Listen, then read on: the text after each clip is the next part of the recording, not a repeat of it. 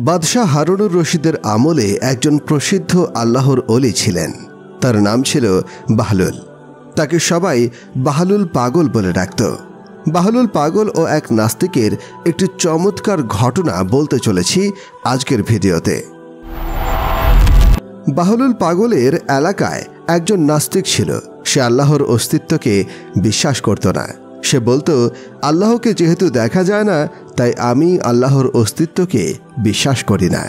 আমরা মানুষরা যা গুনাহ করি সবই শয়তান করায়, সুতরাং মানুষকে শাস্তি দেওয়া অযৌক্তিক। অপরদিকে শয়তান হলো আগুনের তৈরি, তাই জাহান্নামের আগুন শয়তানকে কিভাবে শাস্তি দিবে তা আমার বোধগম্য নয়। নাস্তিক লোকটি এরকম সব আজগুবি প্রশ্ন তুলত আর নাস্তিক্যবাদ ছড়িয়ে বেড়াত। এমনকি একদিন সেই নাস্তিক তার নাস্তিক্যবাদ ছড়াচ্ছিল। এমন সময় পাশের রাস্তা দিয়ে বাহলুল পাগল যাচ্ছিলেন। বাহলুল তাকে দেখে দাঁড়ালেন। একটা মাটির ঢিল হাতে নিয়ে লোকটিকে ছুঁড়ে মারলেন। ঢিলটি গিয়ে লোকটির গায়ে লাগল। লোকটি অনেক ব্যথা পেল। নাস্তিক লোকটি বাহলুলের এই আচরণে রেগে গিয়ে কাজীর দরবারে বিচার দিল। কাজী বাহলুলকে ডেকে পাঠালো।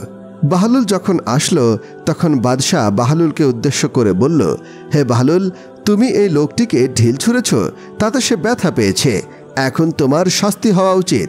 বাহলুল বলল, হে মহামান্য কাজী, তাকে আমি ঢিল ছুঁড়িনি, বরং তার কিছু প্রশ্নের উত্তর দিয়েছি, যেগুলো সে সব সময় করে।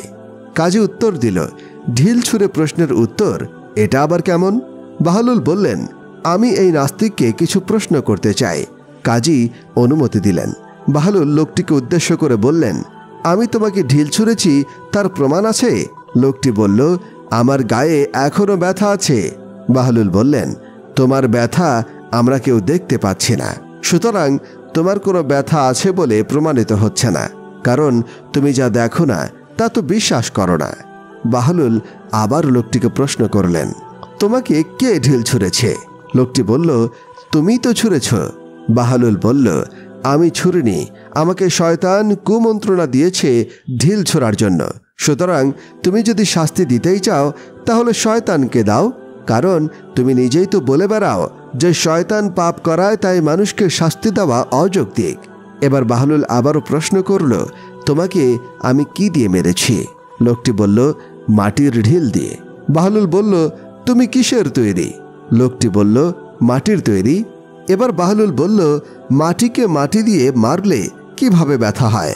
তুমি তো সবসময় বলো আগুন দিয়ে আগুনকে শাস্তি দেওয়া যায় না, তাহলে মাটি দিয়ে কিভাবে মাটিকে শাস্তি দেওয়া যায়? বাহলুলের এমন প্রজ্ঞাপূর্ণ উত্তর শুনে কাজী সহ উপস্থিত সবাই বেশ অবাক হল, আর নাস্তিক লোকটি তার ভুল বুঝতে পারল।